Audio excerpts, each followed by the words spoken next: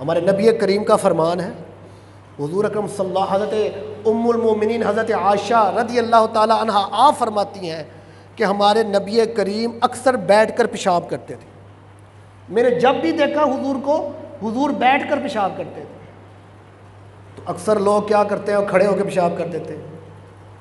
بڑی غلط بات ہے، گناہ ہی ملتا ہے یار۔ ایک تم کام کر رہے ہو، تمہیں گناہ مل رہا ہے، تم تو اپنی وہ جو تکلیف ہے تمہارے جسم کی، اس کو تو تم دور کرنے کی کوشش کر رہے ہو، لیکن کیا ہو رہا ہے، تمہیں گناہ مل رہے ہیں۔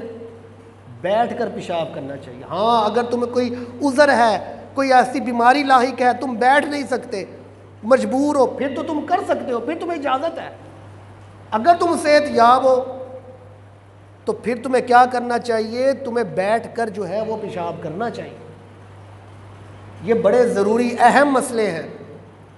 یہ چلے جائیں نا، ابھی میں وہ جائیں بڑے بڑے ہوٹلوں پہ، یا ادھر چلے جائیں، یہ موٹر وے قیام و طعام آتا ہے، وہ کیا ہوتا ہے، انہوں نے نا چھوٹے چھوٹے کیبن بنا دیے ہیں، اب چھوٹے چھوٹے کیبن، وہ آدمی کیا کرتے ہیں، وہ کھڑے ہو کے پیشاب کرتے ہیں۔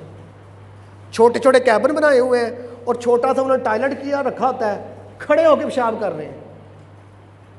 بڑی غلط بات ہے، بڑی غلط بات، اس سے چھینٹیں پڑ جاتی ہیں، اس سے کیا فائدہ؟ یہ طریقہ کیا ہے؟ حضور نے بتایا، ہمارے دین نے بتایا، اسلام نے بتایا، جب تم پیشاب کرو تم بیٹھ کر پیشاب کرو۔ یہ غلط بات ہے۔ وہ لوگوں نے پینٹیں پہنی ہوتی ہیں، بڑی ٹائٹ ہوتی ہیں، ان سے بیٹھا نہیں جاتا، وہ کیا کرتے ہیں، وہ کھڑے ہو کے پیشاب کر دیتے ہیں۔ یہ چیزیں ضروری ہیں ہمارے اسلام، پاکی صافی کا پتہ ہو، پاک ہم نے کیسے ہونا ہے، یہ بڑی ضروری چیزیں ہیں۔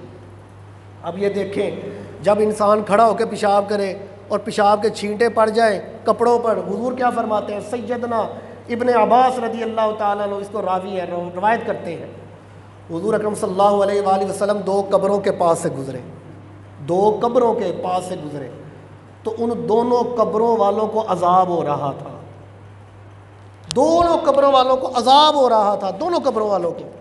جب وہ پاس سے گزرے نا تو ان کی چیخ و پکار نظر آ رہی تھی، تو میرے نبی کریم نے کیا فرمایا؟ حضور نے فرمایا، صحابہ پتہ ہے ان کو کیوں عذاب ہو رہا ہے؟